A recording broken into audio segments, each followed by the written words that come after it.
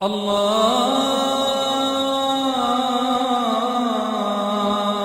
اکبر اللہ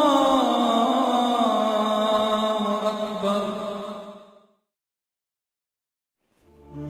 رؤیت ہلال کے مسئلے کو سمجھنے کے لیے دو بنیادی اصطلاحات کا جان لینا بہت ضروری ہے: اتحاد مطلع اور اختلاف مطلع۔ اتحاد مطلع یہ ہے کہ پوری دنیا میں کہیں پر بھی چاند دکھ جائے تو اس کا حکم پوری دنیا کے مسلمانوں پر لاگو ہوگا، یعنی چاند پوری دنیا میں ایک ہے، آسمان پوری دنیا میں ایک ہے اور زمین بھی پوری دنیا میں ایک ہی ہے، تو چاند کے طلوع اور غروب کا حکم بھی ایک ہی ہے۔ اس کی دلیل وہ احادیث ہیں جن میں رسول اللہ صلی اللہ علیہ وسلم مدینہ میں موجود تھے۔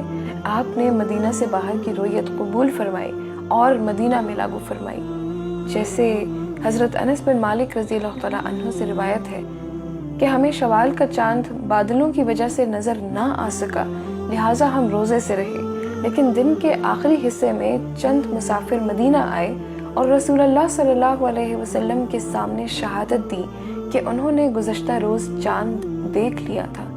بس رسول اللہ صلی اللہ علیہ وسلم نے لوگوں کو روزہ توڑنے اور اگلے دن عید کے لیے نکلنے کا حکم دیا۔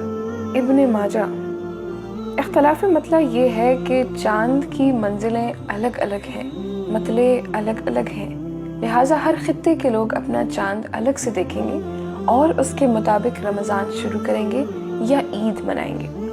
اس کی دلیل کے طور پر وہ واقعہ سامنے رکھا جاتا ہے جس میں رسول اللہ صلی اللہ علیہ وسلم کے وصال کے بعد ایک صحابی شام سے مدینہ آئے اور رؤیت کی خبر دی، لیکن ابن عباس رضی اللہ تعالیٰ عنہ نے یہ کہہ کر قبول کرنے سے انکار کر دیا کہ رسول اللہ صلی اللہ علیہ وسلم نے ہمیں چاند دیکھ کر روزہ رکھنے اور چاند دیکھ کر عید منانے کا حکم دیا۔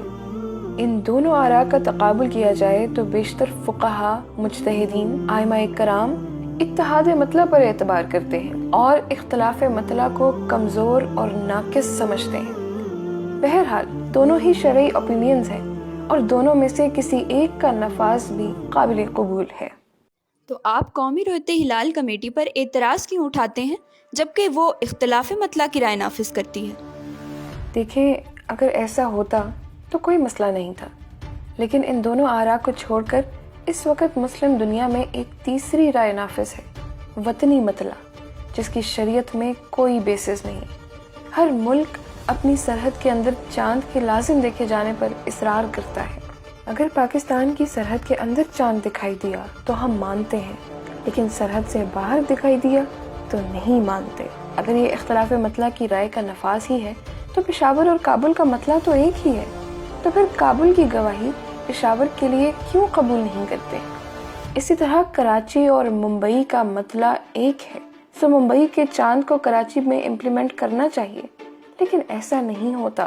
لاہور اور امرتسر، گوادر اور مسقط کا مطلع ایک مان کر عید اور رمضان ایک دن کر دیں، لیکن یہ ایسا بھی نہیں کرتے۔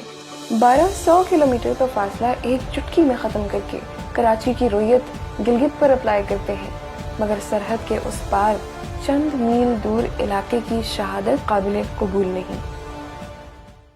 اللہ تعالیٰ نے تو زمین بنائی ہے، ملک نہیں، اور حکم شریعت انسان کی بنائی سرحدوں کا پابند نہیں۔ مدینہ سے عثمانی خلافت تک 1300 سال اسلامی ریاست میں ایک دن روزہ، ایک دن عید ہوتی تھی۔ جہاں کہیں بھی اختلاف ہوا تو وہ خبر نہ پہنچنے کی وجہ سے ہوا، اس وجہ سے نہیں کہ خبر پہنچی اور تسلیم نہ کی ہو۔ مولانا محمود الحسن، مولانا حسین احمد مدنی کے سفر ناموں اور مولانا سید محمد میاں کی تصنیف اسیران مالٹا سے پتہ چلتا ہے کہ ہندوستان اور حجاز میں چاند کی ایک ہی تاریخ چلتی تھی۔ جنگ عظیم اول کے بعد جب استعمار نے خلافت عثمانیہ منہدم کی، مسلم سرزمین کو ٹکڑوں میں تقسیم کیا اور ہر ٹکڑے کو قومی پہچان دی، تو یہاں سے وطنی مطلع کا غلط تصور پیدا ہوا۔ کتنی عجیب بات ہے کہ جب بر صغیر پاکستان اور بھارت میں تقسیم ہوا تو مغربی پاکستان کا چاند مشرقی پاکستان میں اپلائی ہوتا تھا، درمیان میں موجود بھارت پر نہیں۔ پھر بنگلہ دیش الگ ہو گیا تو اب وہاں کے چاند کو یہاں نہیں مانتے۔ اللہ نہ کرے اگر آج بلوچستان الگ ہو جائے تو کیا اس کی رؤیت لاہور کے لیے نہیں مانی جائے گی؟ سو موجودہ عمل کی بنیاد وطن پرستی کا کینسر ہے، قرآن و حدیث نہیں۔ رسول اللہ صلی اللہ علیہ وسلم نے فرمایا، جس عمل پر ہمارا حکم نہیں وہ عمل مردود ہے۔